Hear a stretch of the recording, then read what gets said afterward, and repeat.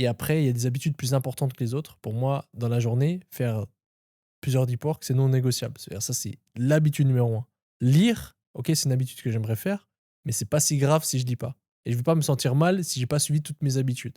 Donc je note, maintenant j'ai noté un système de points, c'est qu'il y a des habitudes qui valent 3 points et des habitudes qui valent 1 point. Comme par exemple lire, c'est 1 point et deep work, c'est 3 points. Avoir un bon sommeil, c'est 3 points et faire un feedback de la journée, 2 points. Parce qu'il y a des habitudes qui ont moins de poids.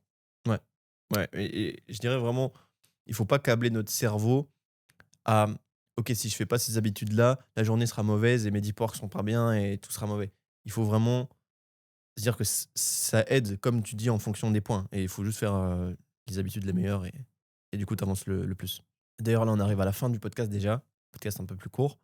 Est-ce que tu as une petite value à partager en fin de podcast?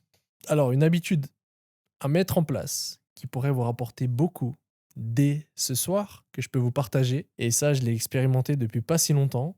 On me l'a partagé et c'est vrai que c'est banger. C'est le soir, juste avant d'aller vous coucher, vous allez noter, soit sur téléphone, soit sur papier, je recommande sur papier, 3 choses que vous aimeriez qui se passent demain. 3 intentions que vous aimeriez que ça se passe demain.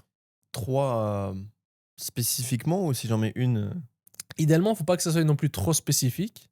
Si tu mets: «J'aimerais avoir un hamburger derrière ma porte» et il y est pas, tu vas dire: «OK, ça marche pas». Donc laisser la magie opérer et être pas trop spécifique. Ça peut être des trucs simples comme par exemple: «Demain, je souris plus».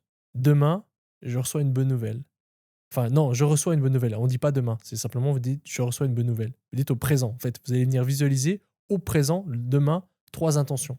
Donc je souris plus, je reçois une bonne nouvelle, je reçois, de l'argent, d'une manière, inattendue, je me sens bien à la fin de ma journée. Donc en fait, vous allez venir juste noter 3 choses, 3 intentions que vous aimerez demain et ce qui va être très intéressant, c'est que votre subconscient va être travaillé durant la nuit et le lendemain, moi j'ai commencé ça, les 3 choses sont déroulées.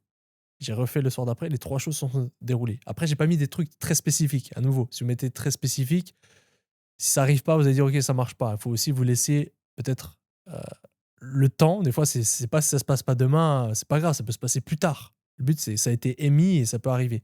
Mais c'est vraiment très banger parce que ça va venir, en fait, vous favoriser que ça arrive.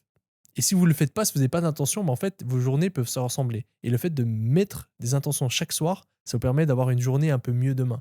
Et ça, c'est un truc que j'essaie de mettre plus en place, c'est d'avoir vraiment, de se dire, OK, demain ou aujourd'hui, ça va être une journée mieux que les autres. Et chaque jour pour améliorer sa vie.